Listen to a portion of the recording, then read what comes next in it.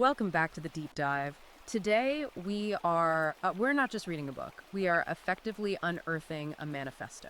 Yeah, that is a good way to put it. We're looking at a text that describes itself not as a polite critique, but as a weapon. A rebellion for men who are, frankly, just tired of apologizing for their existence. It is definitely a heavy hitter. We are diving into bigotry, leftist ideologues, married to Marxist utopianism by Conrad Riker. And right off the bat, if you are listening to this and you enjoy this kind of ultra long, incisive, and a fascinating breakdown of culture. The stuff that usually gets glossed over, right? Exactly. Yeah. Please take a second to like and subscribe to the show. It helps us keep finding these explosive sources. Absolutely. Hit that subscribe button right now because you are going to want to hear this one through to the very end. So this book, Riker isn't pulling any punches here at all. Not even a little bit. The core thesis is pretty intense. He's arguing that the history of our major institutions, like our schools, the courts, the media, that they've been effectively captured by a very specific blend of feminist and Marxist ideology. And the goal, according to Riker, is to deliberately cage and silence strong men. Yeah, and for the listener tuning in right now, our learner profile, you might be someone who's felt a shift in the air over the last decade. Maybe you're, prepping for a meeting and terrified to say the wrong thing. Or just looking at the world and thinking, when did masculinity become the enemy? Right, and Riker's argument is that you aren't crazy. You aren't imagining it. You are, in his exact words, being hunted. Which is a chilling way to start. But we promise a deep dive, so let's get into the actual machinery of how he says this happened. Let's do it. Before we do, I just want to mention that if this topic is already resonating with you, this book is available right now. Yeah. You can go to Amazon Kindle or Google Play Books and pick up Bigotry, Leftist Ideologues, Married to Marxist Utopianism. Yeah, what we're doing today is really just a taste. The full text is the armory. It really is. So let's look at the first mechanism Riker identifies. He calls it the iron cage. Right, the iron cage. This is essentially the psychological and educational trap that society is supposedly built around men. Riker argues that we've seen a complete flip in cultural values. Like a reversal of what used to be considered good. Exactly. If you look at the history of our institutions before this ideological capture occurred, society used to value traits like stoicism, strength, leadership. Those were the bedrock of civilization. And now... Now those exact traits are labeled toxic. And he points specifically to a major turning point in 2018 with the American Psychological Association, the APA. Oh, I remember this. These were the guidelines for psychological practice with boys and men, right? It caused a massive controversy. Yes, exactly. Riker highlights that these guidelines effectively pathologized traditional masculinity. They explicitly labeled things like ambition, leadership, and emotional restraint as harmful. Wow. And what's fascinating here is that Riker argues this created what he calls a therapy trap. Okay, unpack that a bit. What is the therapy trap? The book posits that modern therapy is designed to cripple men by forcing them into emotionalism rather than action. Right. He draws this really interesting comparison between the ancient Stoics, guys like Marcus Aurelius or Epictetus, and modern therapy culture. Yeah, and there's a specific anecdote in the book that really stuck out. He talks about a veteran who had survived combat. Right, held his friends while they were dying. Exactly. But when he went for help back home, he refused to cry in a therapy circle. And because he wouldn't cry, the system labeled him repressed. Repressed, right. Riker's point is that for many men, action is therapy. Solving the problem is the cure. Protecting your family is the cure. But the system demands this performance of vulnerability that actually feels unnatural to them. It's forcing a square peg into a round hole and then medicating the peg when it doesn't fit. It's like the system has decided that the only healthy way to be human is to process things the way women typically do. Precisely. And the author points out that this bias isn't just happening in a therapist's office. It starts way earlier, which leads us directly into the education system. The schoolhouse surrender. Yes, the schoolhouse surrender. This part is wild. He talks about how boys are being medicated for ADHD at rates that are just skyrocketing compared to girls. The statistics he cites are staggering, but it's the specific examples that really drive it home. He talks about a boy who could sit for 3 hours straight and build a complex Lego Millennium Falcon. Right. Total focus, zero issues. He has the patience, The spatial reasoning, the dedication. But then you put him in a literacy class where he has to sit perfectly still and listen to a lecture. And suddenly he's fidgeting and he's disruptive. Exactly. And the solution isn't let him move or let him build, it's give him Ritalin. Give him drugs. Riker argues that normal boy behavior, high energy, a desire to grapple or move, is now literally treated as a disease. He also mentions the no-touch policies in schools. Oh yeah, where games like tag or wrestling are completely banned. Right. The author's argument is that this doesn't create safety, it creates anxiety. It tells boys that their natural physical instincts are dangerous weapons that just have to be suppressed. So you have psychology trapping them and the schools medicating them. But then Riker zooms out to the culture at large. And this is where he talks about the great erasure, the rewriting of history. Yeah, he relates this to damnatio memoria. The Roman practice, right? Exactly, erasing someone entirely from memory.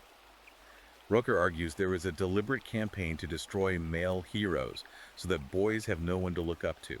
Because if you destroy the archetype, you leave the boy directionless. And we see this with the statues. He lists them out: Colston, Columbus, Robert E. Lee. But it's not just the controversial historical figures. No, he talks about schools being renamed too. Lincoln, Washington. It feels like a purge, Exactly. according to Book. It's a total reframing. Riker brings up the 1619 Project extensively here. His view is that this project shifts the narrative of the nation's founding from 1776, a date of independence and stoic rebellion. To 1619, framing the whole American experiment through the lens of slavery and guilt. Right. And his point is, if the founding fathers are just villains, then a young boy looking for a model of leadership in history just finds shame. There was that story about the science fair project, too, which I found crazy. The kid who did a project on Tesla and Edison. Yeah, and he was told they were problematic. Problematic. And they were replaced in the curriculum by activists. Riker's point isn't that we shouldn't learn about diverse figures. It's that we are actively removing the great men of history, the inventors, the conquerors, the builders. Because their masculinity is viewed as a threat. Exactly. And it leaves boys with a vacuum where their heroes used to be. It's like they're systematically dismantling the great man theory of history and replacing it with a great guilt theory. That's a really good way to put it. And once you've dismantled the history, Riker argues you can start dismantling daily interactions. Which brings us to the double standards. Right. The chivalry conspiracy. Yeah. This is a really provocative concept. I think a lot of guys listening probably feel this intuitively, but haven't put a name to it. The basic idea is that men are punished whether they act or they don't act. Riker cites this incredible simulation from the University of Leeds. The street harassment one. Yeah, they had actors stage street harassment to see what bystanders would do. And the result? Men who stepped in to help the harassed woman were actually more likely to be reported to authorities than the men who did absolutely nothing. Wait, reported for what? For helping. For getting involved. For unwanted physical contact or aggression against the harasser. That is wild. Riker says it creates a freeze response. He uses the anecdote of a train conductor, Gregorio Cortez. Oh, the guy who helped with the luggage. Right. He was fired for helping an elderly woman with her bag. And the charge was invasion of space. You try to help an old lady with her luggage, and you lose your job. So the message is basically stay away, do not engage. The message is that your protective instinct is a liability. It's a risk. And then Riker shifts from chivalry to what he calls the glass cellar of work. The work ethic war. Exactly. We hear all the time about the glass ceiling keeping women out of corporate boardrooms. Sure. But Riker flips it. He talks about the glass cellar. The dirty, highly dangerous, completely invisible jobs that actually keep civilization running. The mining, the logging, the deep sea fishing. The jobs where people actually die. Yeah. Riker points out that the vast majority of workplace deaths are men. Yet we see massive funding for women's safety in safe corporate environments, while the men keeping the lights on are just ignored. He tells that story about the Iron Tribe men in Yorkshire. Yes, the men who formed a human chain in a flooded river to save a child. And the media barely covered it. That is exactly his point. Men risking their lives is expected, it's demanded, but it's rarely celebrated. It's treated as their disposable utility. But, he argues, if a man makes a woman feel unsafe with a joke in an office, it becomes a national crisis. It really highlights his thesis on who the system is designed to protect and who it's designed to use. Right. And he says this extends to the legal system, too. He calls it the divorce industry. The stats he pulls here are pretty brutal. He discusses how men lose nearly half their income post-divorce, while women often see a financial gain. The love tax. The love tax, yeah. The argument is that the legal system is a mechanism to extract resources from men. Marriage, in this view, is a high-risk contract where the state essentially acts as the enforcer against the husband. So if we recap the landscape Riker has painted here for the learner listening, you're trapped in school, medicated for being a boy, erased from the history books, punished for helping people on the street, used up in dangerous jobs, and then fleeced in court. It paints a very bleak picture. It really does. So what does this all mean? Is Riker just telling men to give up? Far from it. This is where the book pivots to the weapon aspect we mentioned in the intro. Riker proposes a solution. He calls it the survival shift. Chapter 16. This is where he talks about what happens when the lights go out. Exactly. Riker argues that all this bureaucratic control, this iron cage, completely relies on a functioning, comfortable society. The HR departments and the gender studies professors only exist because the power grid works. But when the systems collapse. Right, when the power grids fail, when riots happen. He mentions the Texas freeze or the UK fuel protests. The bureaucrats aren't the ones saving the day. It is the men with calloused hands. He mentions that rancher Dale Thompson, who used his own diesel generator to save a community center during the Texas freeze. Yes. Riker's view is that men need to prepare for this survival shift.